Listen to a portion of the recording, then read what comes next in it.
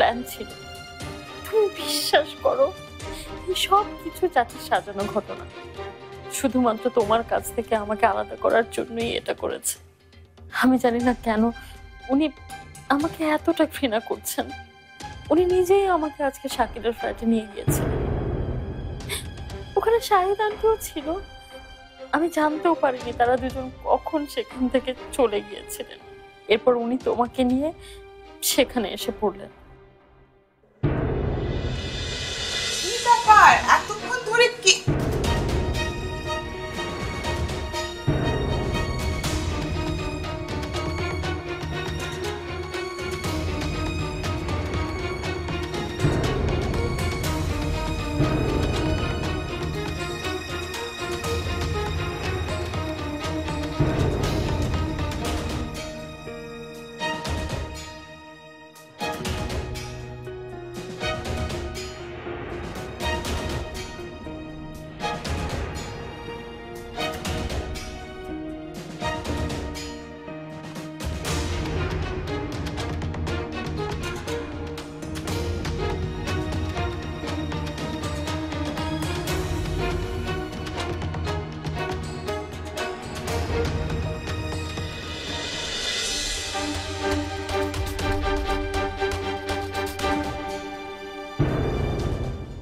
পেয়েছো ভাইয়া?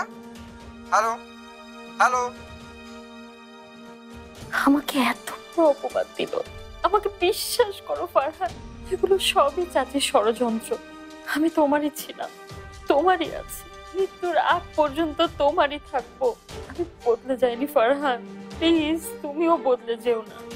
তুমি যদি আমাকে বিশ্বাস না করো তাহলে আমি কি নিয়ে বাঁচবো বলো?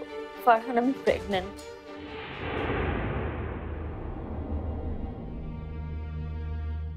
তোমার মনে আছে আমি যে তোমাকে ফোন করে বলেছিলাম একটা সারপ্রাইজ আছে?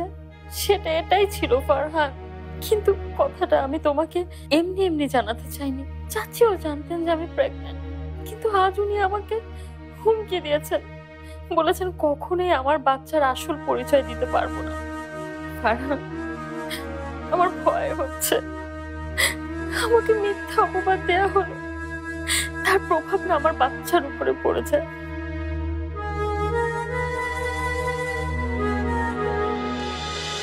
মা, এসব কি বলছেন মা? মা, আপনি তো আমাকে এখানে এনেছেন, আপনি তো একদম বাজে কথা বলবে না, ওর আর একটাও বাজে কথা বলবে না।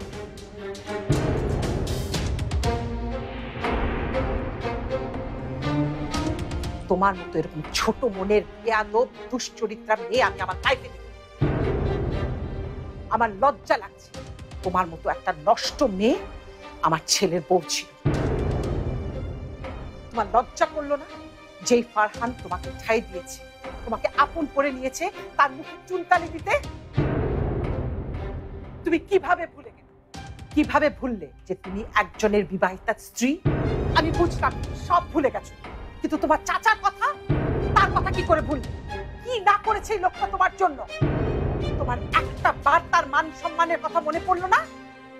আমি অবাক হয়ে ভাবছি তুমি আর এই শাকিল পড়ালেখার নাম করে আর কি কি করে বেরিয়েছো।